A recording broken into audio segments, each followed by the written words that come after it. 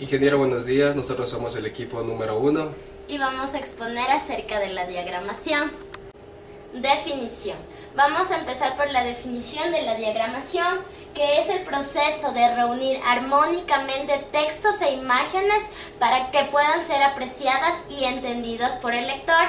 El diagrama son representaciones gráficas de los pasos a seguir para lograr un resultado. Los objetivos de los diagramas. Primero tenemos que muestran gráficamente las acciones que se realizarán. Además, ayudan a detectar errores y pensar claramente. Mejoran alguna operación combinada con otra parte del proceso y eliminan demoras. Además, hay mayor simplificación del trabajo y determinan la posibilidad de combinar y readaptar la secuencia de las operaciones. El estudio de los diagramas. Una vez recopilada la información, el analista hace uso del diagrama del movimiento, el cual es un pequeño recurso que transforma toda la información en un pequeño mapa ruta. Y luego pasamos al diagrama, que es el producto final deseado, mediante el cual el analista conoce todo el procedimiento. Al analizar el diagrama detectamos amplios campos de perfeccionamiento en el cual podemos proceder a modificar. Diseño de diagramas de procedimiento. Como primer paso tenemos la nominación de los miembros del grupo de trabajo que deberán elaborar el correspondiente diagrama del proceso en estudio. El segundo paso se debe realizar una serie de reuniones para ir realizando la elaboración de una presentación gráfica del proceso. En tercer paso tenemos realizar el diagrama. Los datos que son obtenidos a través de un continuo planteamiento de preguntas a los miembros del grupo. El cuarto paso se compone de una especie de mapa mental que ayuda a tomar decisiones. Y por último, tenemos que empezar a dibujar el diagrama de flujo más general del proceso. Bueno, vamos a ver lo que es la presentación de los diagramas. Tenemos tres partes principales que son el encabezado del diagrama, la estructura del diagrama y la descripción narrativa del diagrama. El encabezado del diagrama comprende del nombre de la institución, nombre o sea diagrama de flujo, la denominación del proceso o procedimientos. En la estructura del diagrama tenemos lo que se debe de indicarse claramente dónde inicia y dónde termina el diagrama. Las líneas deben ser verticales u horizontales, nunca diagonales. También tenemos la descripción narrativa del diagrama. Esto son la descripción, los pasos del procedimiento específicos, quién hace, cómo hace, cuándo hace y dónde lo hace cada paso. También tenemos lo que se deben utilizarse frases cortas pero completas. Bueno, tenemos lo que son las técnicas para formular los diagramas. En primer lugar se deben usar solamente líneas de flujo horizontales o verticales. También se debe evitar el cruce de líneas utilizando los conectores. También podemos decir que se deben usar conectores solo cuando sea necesario. No deben quedar líneas de flujo sin conectar.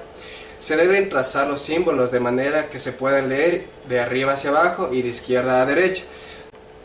Todo texto escrito dentro de un símbolo deberá ser escrito claramente, evitando el uso de muchas palabras.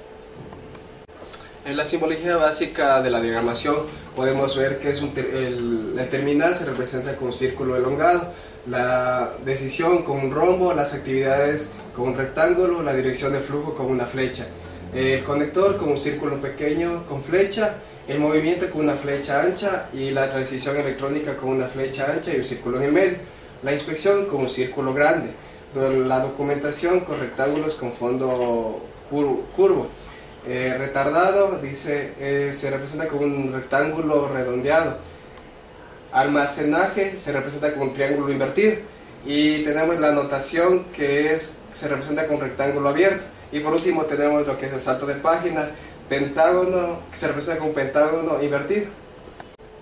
La clasificación de los diagramas se representa en tres partes. El primero es por su presentación, que sería de bloque. Se representan en términos generales como el objeto de destacar determinados aspectos de detalle. Plasman las actividades en su más detallada expresión. En segundo lugar tenemos según su forma. Podemos ver que es de formato vertical. Dice que el formato en el que el flujo de las operaciones va de arriba hacia abajo. También tenemos lo que es el formato horizontal, que van de izquierda a derecha. También tenemos el formato tabular, también conocido como de formato columnar, panorámico, en el que se presenta en una sola carta de flujo total las operaciones, y de formato arquitectónico. Muestra el movimiento o flujo de personas, formas o materiales. En tercer lugar tenemos por su propósito. En primer lugar, de forma, el cual se ocupa fundamentalmente de documentos con poca o ninguna descripción en las operaciones. Tenemos de labores, indica el flujo o secuencia de las operaciones, así como quién o en dónde se realiza y en qué consiste esta. Tenemos de método, muestra la secuencia de operaciones, la persona que realiza y la manera de hacerlas. Bueno, tenemos el analítico, describe no solo el procedimiento, quién lo hace y cómo hacer cada operación, sino para qué sirve. También tenemos de espacio, indica el espacio por el que se desplaza una forma o una persona. Podemos ver también lo que es la combinados, emplean dos o más diagramas en forma integrada. Y por último tenemos de ilustración y texto, ilustra el manejo de la información con textos y dibujos. Vamos a ver las formas de los diagramas. Los diagramas se pueden clasificarse según los empleos básicos utilizados en los diferentes diagramas. Como primero tenemos de operaciones e interfuncionales, de pulpo y de tortuga, arquitectónicos y analíticos, estadísticos y de flujo, de bloque funcional y pictóricos, y por último tenemos el diagrama de relaciones del personal. Vamos a hablar acerca de la clasificación de los diagramas. Tenemos el diagrama de operaciones. Es para representar el flujo de las operaciones. Diagramas interfuncionales. Proceso en el que se identifican los diferentes subprocesos y disciplinas que interactúan e interrelacionan para el cumplimiento de los requisitos. También tenemos el diagrama de pulpo, que son procesos orientados hacia el cliente.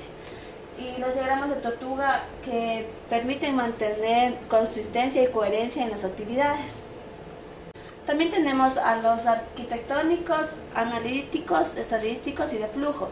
Los arquitectónicos son para presentar bosquejos físicos de terrenos, etc.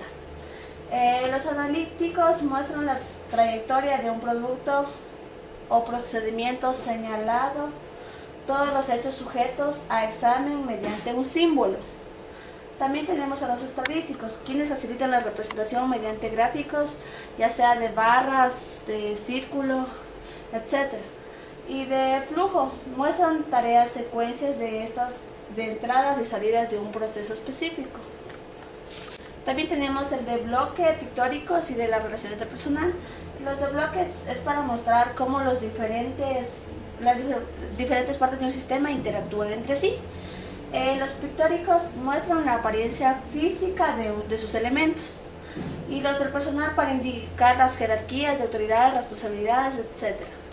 Características de los diagramas. Tenemos la sintética. La sintética es que debe quedar resumido el diagrama o las partes de un diagrama en pocas palabras. También tenemos la simbolizada, que dice que la aplicación de la simbología utilizada en los diagramas evita a los analistas anotaciones excesivas. Tenemos también de forma visible o un sistema o un proceso.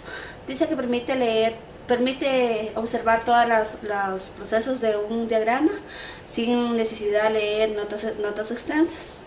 Tenemos las conclusiones y las recomendaciones. Las conclusiones para la formulación de un diagrama dice que son mecanismos esenciales de la arquitectura, de información de sitios web, libros electrónicos del sistema, de información, etc. Dice también, esta es una técnica que alivia el costo de producción. Al ser más fácil y económico rectificar un diseño sobre el papel que sobre el producto implementado.